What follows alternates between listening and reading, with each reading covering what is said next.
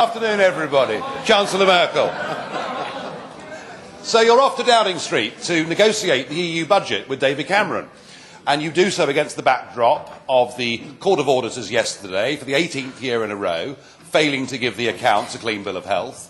You do so against the vote in the House of Commons last week, where a majority of MPs were asking for reductions in the EU budget.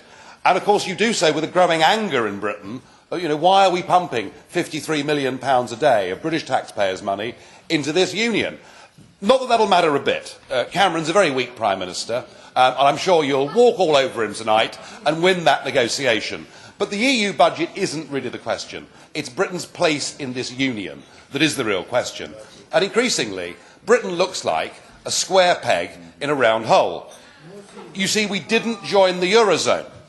And that means that every time you have one of your summits in Brussels, when the big debates are going on, there is actually nothing for the British Prime Minister to say. And in fact, if we do say anything, we're now seen as the dog in the manger.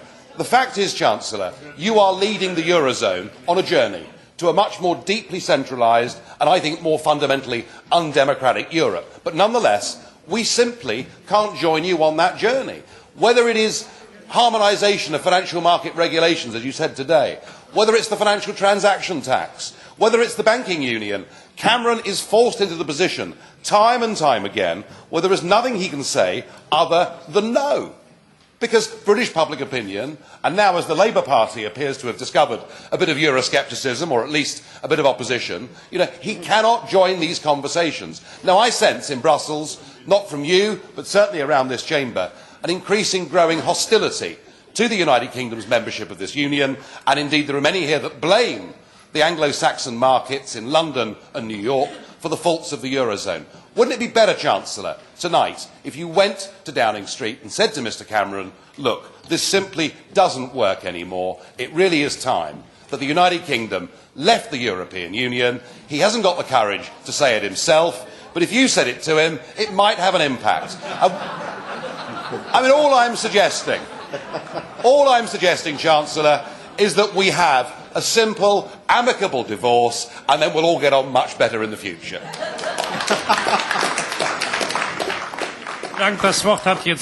Thank you. One word on the UK. I want to have a strong UK in the European Union. To make that absolutely clear, I come from Germany. The UK was with us when we were liberated from National Socialism. I can't imagine, we had British soldiers still in Germany. I can't imagine that the UK wouldn't be part of Europe. And I think it's good also for the UK to be part of Europe. If you have a world of 7 billion, and if you're alone in that world, I don't think that's good for the UK. And so I'll do everything to keep the UK in the European Union as a good partner. And so that's why I'm going to London this evening. And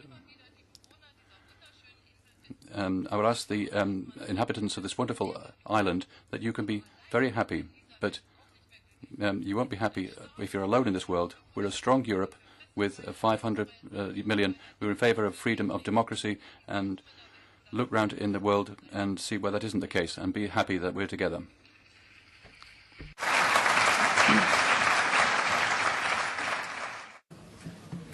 Mr Farage.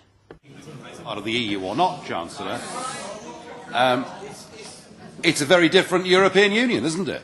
The 17 Eurozone countries are on a journey and are moving somewhere completely different, and every single proposal that you come up with, Mr Cameron is forced to say no to. So we're going to find ourselves, effectively, as the Cinderella state, because you will make big decisions that affect the single market, of which we're a member, and we, in fact, according to you, even UK members of this Parliament won't be able to vote on issues that affect the Eurozone, which undeniably knock on to the single market. So I understand what you're saying, but frankly, we find ourselves now in a completely illogical position.